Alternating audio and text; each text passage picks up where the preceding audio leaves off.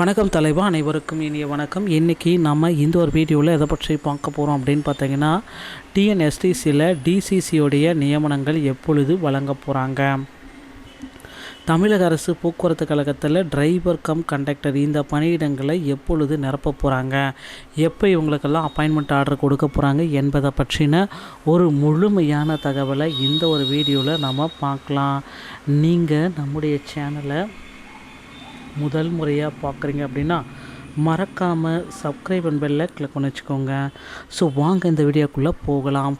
போக்குவரத்து கழகத்தில் டிரைவர் தனியாகவும் கண்டக்டர் தனியாகவும் எடுப்போம் அப்படின்ட்டு அடுத்த ஆண்டுகள்லேருந்து நடைமுறைக்கு வந்துடும். ஆனால் இந்த டைம் பார்த்திங்க அப்படின்னா போக்குவரத்து கழகத்தில் டிரைவர் கண்டக்டர் டிசிசி முறையில் மட்டும்தான் எடுப்போம் அப்படின்ட்டு சொல்லிட்டாங்க. ஸோ அதனால் போக்குவரத்து கழகத்தை பொறுத்த வரைக்கும் பார்த்திங்கன்னா இனிமேல் அடுத்தடுத்து பார்த்திங்கன்னா செகண்ட் சிவி லிஸ்ட்டு வருமா அப்படின்றது கேள்வி. ஸோ செகண்டு பார்த்திங்க போக்குவரத்து கழகத்தில் அந்த கால் லெட்டர், மீண்டும் ஒரு கால் லெட்டர் எல்லாத்துக்குமே அனுப்பிச்சிட்ருக்காங்க. செகண்ட் கால் லெட்டர் நிறைய பேர்த்துக்கு வரல அப்படின்னு கோரிக்கைகள் எல்லாமே வச்சுருக்கேங்க. So 65 mark. ஸோ இதில் பார்த்திங்கன்னா உங்களுடைய எக்ஸ்பெக்டேஷன் பார்த்திங்கன்னா இந்த செய்முறை தேர்வில் நல்ல மதிப்பெண்கள் பெறணும். அது மட்டுமே கிடையாது, எழுத்து தேர்வில் நல்ல மதிப்பெண்கள் பெற்ற எல்லாருக்குமே பார்த்திங்கன்னா கால் லெட்டர் அனுப்பிச்சிருக்காங்க அப்படின்னு சொல்லிட்டுருக்காங்க. அடுத்த கட்டமாக பார்த்திங்கன்னா யாரெல்லாம் தேர்வுக்கு வரல அப்படின்றத கணக்கெடுத்து அந்த பீப்புள்ஸுக்கும் கால் லெட்டரு அனுப்பிச்சிட்ருக்காங்க. இவங்க எல்லாத்துக்குமே பார்த்திங்கன்னா ஒரே ஒரு விஷயந்தான் தற்சமயம் இம்பார்ட்டனாக இருக்க போகுதுங்க.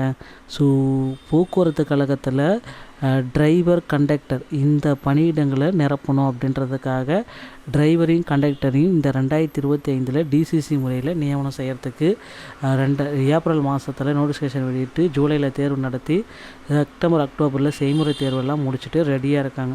முதற்கட்ட செய்முறை தேர்வு முடிக்கப்பட்டது அப்படின்றத குறிப்பிட்டே சொல்லலாம். இப்போ 2ஆம் கட்ட செய்முறை தேர்வுக்கு உண்டான பட்டியலை வெளியிட்டாங்க. ஸோ 2ஆம் கட்ட செய்முறை தேர்வு என்றைக்கு பப்ளிஷ் ஆகும் அப்படின்றது இப்போ எல்லோர் மத்தியிலுமே கேள்விக்குறியாக இருக்குங்க. ஸோ 2ஆம் கட்ட செய்முறை தேர்வுக்கு பார்த்திங்கன்னா நிறைய பேர் அழைப்பு கடிதங்கள் எல்லாமே கொடுத்துட்டாங்க.